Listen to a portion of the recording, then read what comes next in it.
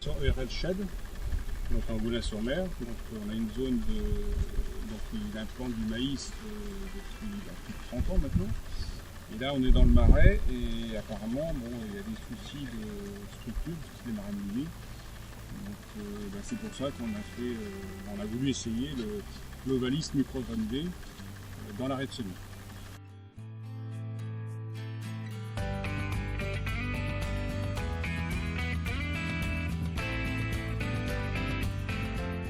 Dans le témoin, bon, on retrouve quand même une structure quand même très anguleuse.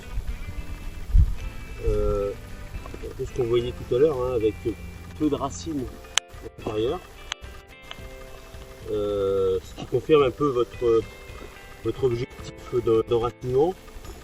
Même assez tôt en surface, hein. En fait, on s'aperçoit qu'ici on a de la racine, mais assez tôt. Eh ben, on a vraiment un enracinement qui est très faible, parce que là on est à 4-5 cm et on n'a pas grand chose comme racine à l'intérieur des mottes. À côté, avec l'Ovalis, bon, donc on a toujours une terre qui est quand même a tendance à se refermer, hein, mais On continue de travailler tout à fait.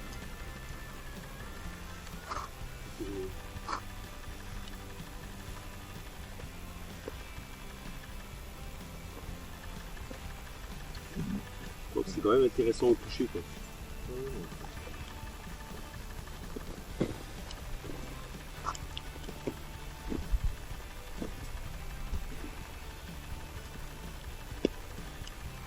Alors on est sur un semis de 7 avril. 7 avril. Hein.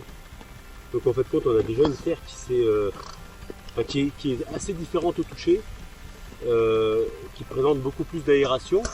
Pourquoi? Parce que la bactérie elle a la fonction de favoriser l'humification. Quand on va humifier, on va libérer des acides humiques, acides fulviques, qui vont avoir cet effet en se libérant d'aller structurer le sol. Bien sûr, un sol comme ça, on ne va pas en faire du sable, hein, c'est pas vrai. Mais automatiquement, on va retrouver déjà un petit peu plus de porosité, une terre un peu moins fermée. Et donc forcément, on va retrouver un enracinement qui va être plus volontiers, plus dense. Ça n'a rien à voir en termes de... Pour retirer les mottes, c'est pas comparable, quoi, hein. On a vraiment quelque chose de différent.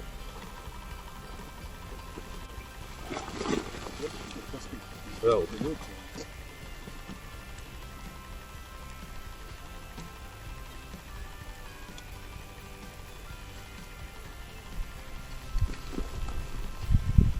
ce qui fait que l'aération fait que sur ces racines qui descendent bien droites, hein, et on a déjà plus de chevelu. Bon, du chevelu on en laisse dans les mottes, hein, mais plus de chevelu. Pourquoi? Parce que à l'intérieur de ces mottes là il y a c'est beaucoup plus tendre déjà, plus d'aération et donc une volonté beaucoup plus forte d'aller se développer et d'aller chercher dans ces mottes, quoi. Ce qui fait que voilà, on a un système racinaire qui est ici stoppé en termes de chevelu, hein, à 4-5 cm maximum, avec après des racines qui ont misère et qui sont peu nombreuses. Et ici, on a un chevelu, on a une volonté racinaire qui est beaucoup plus forte, et puis surtout un chevelu qui va être présent sur beaucoup plus de racines en profondeur, quoi.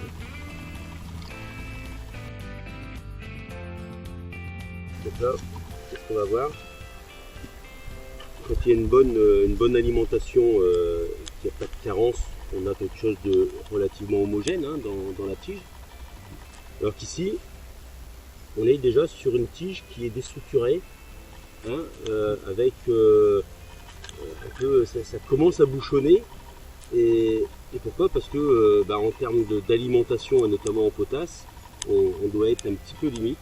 Et donc on a une plante qui commence à se bouchonner et qui va pénaliser après l'alimentation pour nourrir le grain. Et très tôt, sur une plante qui stresse, on voit très vite des effets comme ça, un petit peu bouchonnage très précoce.